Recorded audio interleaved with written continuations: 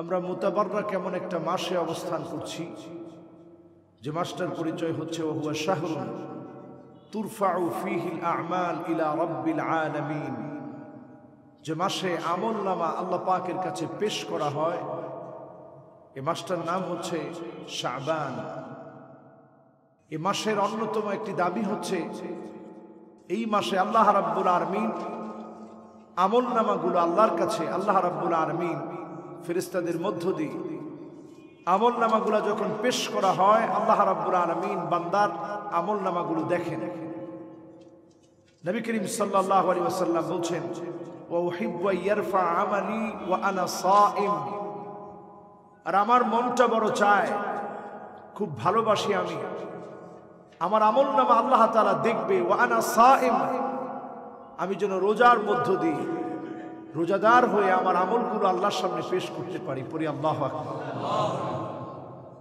এই হাদিস থেকে বোঝা যায় এই মাসের অন্যতম একটি দাবি অধিক পরিমাণে আমল করা আর রোজা রাখার চেষ্টা করা। এই দুই বিষয়টিকে যদি আমরা একটু প্রাধান্য দিই, আমলি কাজ যদি একটু বেশি বেশি করি, কোরআন তেলাওয়াত করা, জিকির আজকার করা, রোজা রাখা, মাহে রমজানের পূর্ণ প্রস্তুতি নেওয়া।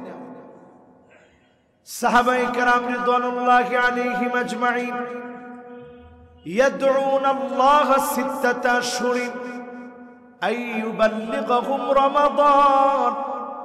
6 মাস আল্লাহর কাছে কাঁদতেন আর বলতেন, আল্লাহ রমজান না দিয়ে দুনিয়া থেকে বিদায় করে নিন না, রমজান না পেয়ে দুনিয়া থেকে যেন বিদায় হয়ে না যায়। রমজান দান করেন। 6 মাস ধরে সাহাবায়ে কেরাম দোয়া করতেন। আবার যখন মাহে রমজান পেয়ে যেতেন, 6 মাস আবার দোয়া করতেন, আইয়াতাকাব্বালাহু মিনহুম, আয় আল্লাহ তাআলা রমজানে যেই দোয়াগুলো করেছি, দোয়াগুলো আপনি কবুল করে নেন, আমলগুলো করেছি কবুল করে নেন। 6 মাস দোয়া করতেন শুধু কবুল হওয়ার জন্য, 6 মাস দোয়া করতেন রমজান পাওয়ার জন্য। মা আনা আলাইহি ওয়া আসহাবি, আল্লাহর নবী মাহে রমজানের জন্য প্রত্যাশা করতেন, সাহাবায়ে কেরাম মাহে রমজানের জন্য প্রত্যাশা করতেন। এখন আমরা যেই সময়ে আছি, এই মাসের মধ্যে যদি আমরা মাহে রমজানের জন্য প্রত্যাশা করি, আমলগুলাকে যদি সুন্দর করি, দুনিয়া থেকে যদি বিদায় নিয়ে নেই, যিনি আমাদেরকে নাজাতের ফয়সালা করে দিবেন তিনি কে?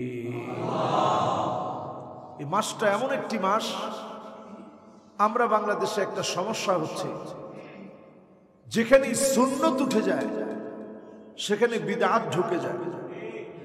আমাদের দেশে একটা সমস্যা, আমরা শুধু লাইলাতুন নিসফি মিন শাবান, শাবানের মধ্যরাতটাকে বরকতপূর্ণ মনে করি। এই রাতের বরকত তো নিঃসন্দেহে রয়েছে, গোটাই মাসটার বরকত রয়েছে। গোটাই মাসের মধ্যে আমরা অন্তত কয়েকদিন রোজা রাখার চেষ্টা করি। আমাদের দেশে শুধু একটা রোজা আমরা রাখি।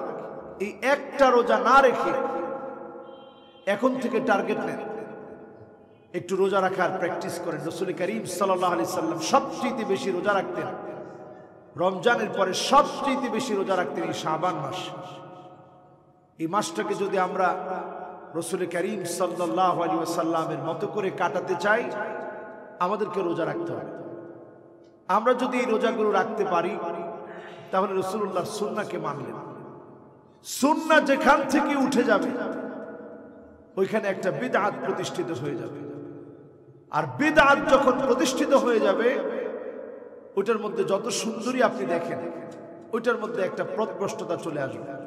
কুল্লু বিদআতিন দালালাহ ওয়া কুল্লু দালালাতিন ফিন্নার। ওই পথভ্রষ্টতার কারণে সকল পথভ্রষ্টতা গুমরাহি, আর গুমরাহির কারণে মানুষগুলো জাহান্নামে যাবে। আমাদের দেশে শুধু দেখবেন লাইলাতুন নিসফি মিন শাবান, শাবানের মধ্যরাতে হিরিক পড়ে যায় কে কয় রাকাত নামাজ পড়বে। মনে করেন আপনি 1 লক্ষ রাকাত নামাজ পড়তে পারলেন, এটা অসম্ভব।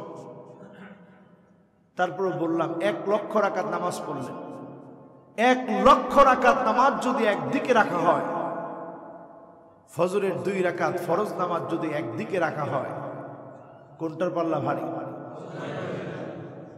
এখন ফজরের 2 রাকাত আপনার নাই, নফল পুরাটা আপনার আছে, লাভ হবে? আমাদের দেশে অনেক মুসল্লি এমন আছে যারা শুধুমাত্র রাত জেগে লাইলাতুল নিসফি মিন শাবান, শাবানের মধ্যরাতের নামাজ নিয়ে ব্যস্ত, কিন্তু পরের যে ফরজটা রয়েছে ফজরে, এটার কথা আর মনে নাই। নফল পড়তে পড়তে ঘুমায় গেছে, ফরজের খবর নাই। এই মুসল্লির দশা এমন হবে, এই নামাজ তার জন্য কোনো লাভ হবে না, কারণ সে শরীয়ত বুঝে নাই। সুতরাং লাইলাতুল নিসফি মিন শাবান, শাবানের মধ্যরাত নিঃসন্দেহে ইবাদতপূর্ণ, সওয়াবে পরিপূর্ণ ইবাদতের জন্য উপযোগী একটা রাত। এই রাত্রে যদি আপনি আল্লাহকে ডাকেন, অন্যান্য রাত্রেও যদি আল্লাহকে ডাকেন, আজকের রাত্রেও যদি আল্লাহকে ডাকেন, ইন্নাল্লাহা ইয়াবসুতু ইয়াদাহু বিল-লাইল লিয়াতুবা মুসিউন নাহার।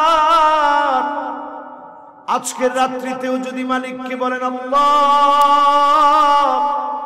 আমি অগণিত গুনাহ করে ফেলেছি, ক্ষমা চাই, আপনি আজকে রাত্রে যদি তাওবা করেন, যিনি আজকে রাত্রেও আপনাকে ক্ষমা করবেন তিনি কে? ওয়া ইন্নাল্লাহা ইয়াবসুতু ইয়াদাহু বিন-নাহার লিয়াতুবা মুসিউল লাইল।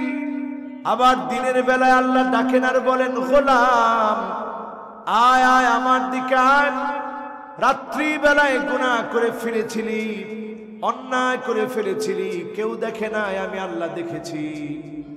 এখন তো দিন হয়ে গেছে, এখন একটু আমার কাছে ক্ষমা চান। আপনি রাত্রে গুনাহ করেছেন, দিনের বেলায় ক্ষমা চেয়েছেন, মুহূর্তের ভিতরে যিনি আপনার আমার গুনাহগুলা মাফ করে দিবেন তিনি কে? এই তো আমার আল্লাহ। এক লোক সারা জীবন আগিসনি ইয়া সানাম, আগিসনি ইয়া সানাম, আগিসনি ইয়া সানাম, মূর্তির কাছে সাহায্য চেয়েছে, পায় না। তো সব সময় সানাম বলতে বলতে একটা সময় হঠাৎ করে সমাদ বলে ফেলেছে। সমাদ কার নাম? আল্লাহ যখন তাকে সাহায্য করেছে, সে অবাক হয়ে গেছে। সারা জীবন সানাম সানাম বলেছি, মূর্তি কোনো সহযোগিতা করতে পারে নাই। মনের ভুলে যখন সমাদ বলে ফেলেছে, আমার আল্লাহ দয়া লেগে গেছে, আমার আল্লাহর মায়া লেগে গেছে, যিনি সাহায্য করেছেন তিনি কে? এই হচ্ছেন আমার আল্লাহ। আমরা যদি এই বিষয়টা চিন্তা করি যে আল্লাহ তাআলা নিশ্চয় নিশ্চয় আমাকে ভালোবাসে, এই জন্য আল্লাহ রাব্বুল আলামিন রাতের মধ্যে এমন কিছু রাত আল্লাহ দিয়েছেন, বিশেষত রাত, বিশেষ বৈশিষ্ট্যমণ্ডিত রাত। তার মধ্য থেকে একটি রাত হচ্ছে লাইলাতুল নিসফি মিন শাবান, শাবানের মধ্যরাত। এই রাতটা আসার আগে আল্লাহর দিকে একটু ধর্ণা দেন। শুধু এক রাতের ইবাদত হবে না, বরং আমরা লাইলাতুল নিসফি মিন শাবান আসার আগে সাহাবায়ে কেরাম যেই পথে ছিল, সেই পথের অন্তত পাথেয় অনুসরণ করে কয়েকটা রাত জাগার চেষ্টা করি। এই শাবানের মধ্যরাত আসার আগের দিন রাত জাগলাম, পরে আবার সাহরি খেয়ে রোজা রাখলাম। এর আগে এখন থেকে কিছু রোজার প্র্যাকটিস করি। আল্লাহ যেন আমাদেরকে তৌফিক দান করে, পরে না আমি আজকের এই জুমা থেকেও বলবো ইনশাআল্লাহ লাইলাতুল নিসফি মিন শাবান, শাবানের মধ্যরাত আসার আগে আমরা যে ভুল কাজগুলা করার সিদ্ধান্ত নিয়ে রেখেছিলাম, সেই ভুল থেকে বের হয়ে আসতে হবে। এইভাবে মসজিদে মসজিদে গিয়ে আমরা অনেকে মনে করি লাইলাতুল নিসফি মিন শাবানে বাইতুল মুকাররমে গিয়ে নামাজ পড়লে একটু সওয়াব বেশি হবে। আসলে সওয়াব কি বেশি হবে? তা আপনি বাইতুল মুকাররমে যান কেন? অনেকে বাইতুল মুকাররমে না, মাজার মসজিদে গিয়ে এরপরে নামাজ পড়া লাগবে। এটা তো আরো সর্বশেষ। এরপরে অনেকে চিন্তা করে মাজার মসজিদ যেখানে আছে ওইখানে এক জায়গায় যাইলাম, ওইখানে এক জায়গায় গিয়ে মাজারের মধ্যে কিছু টাকা পয়সাও দিয়ে আসলাম আর নামাজ পড়ে আসলাম।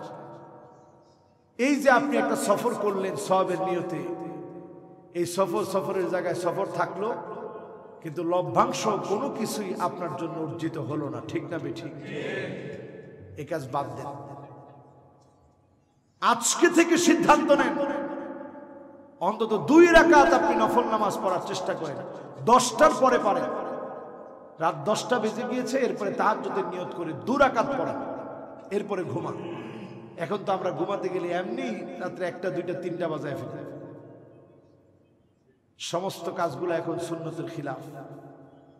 তো এই যে রাত্রে ঘুমাতে যাচ্ছে তার আগে 2 রাকাত নামাজ বেশি পড়ার চেষ্টা করেন, আর কয়েকটা দিন রোজা রাখার চেষ্টা করেন।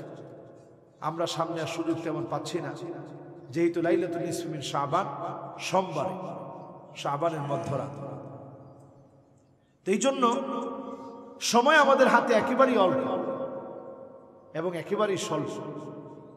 এই অল্প স্বল্প সময় বাকি থাকাকালীন সময়ে একটু আল্লাহকে দেখান, আল্লাহ আমি শুধু এক রাত্রে ইবাদত না, বরং এর আগেও আজকের রাতে একটু আপনার জন্য জেগেছি। এরপরে আল্লাহ রাব্বুল আলামিনের জন্য একটু রোজা রাখার চেষ্টা করেন। রোজা রাখেন, রাসূল নিজে রোজা রেখেছেন। আল্লাহ যেন আমাদেরকে লাইলাতুল নিসফ মিন শাবানের বরকত আল্লাহ যেন আমাদেরকে হাসিল করার তৌফিক দান করে, পড়ি আমিন।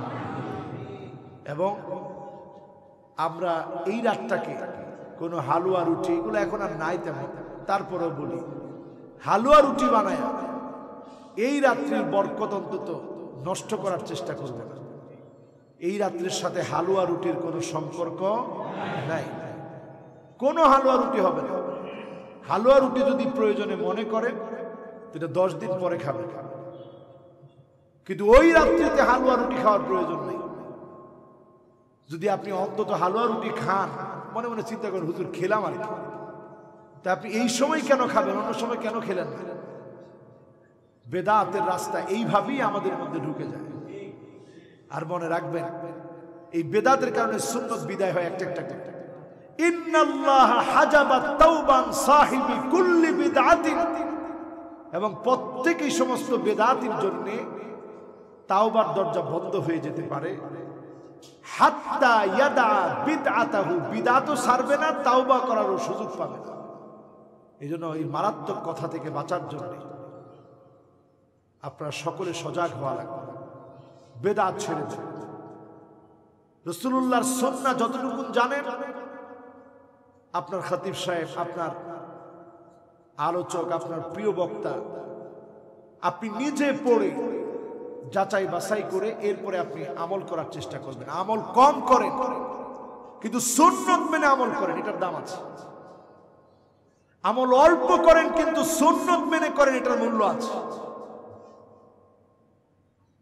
আল্লাহ পাকের কাছে আমরা ফরিয়াদ করি, আল্লাহ রাব্বুল আলামিন যেন আমাদের সকলকে সুন্নত মেনে চলার তৌফিক যেন আল্লাহ দান করেন। পড়েন আমিন।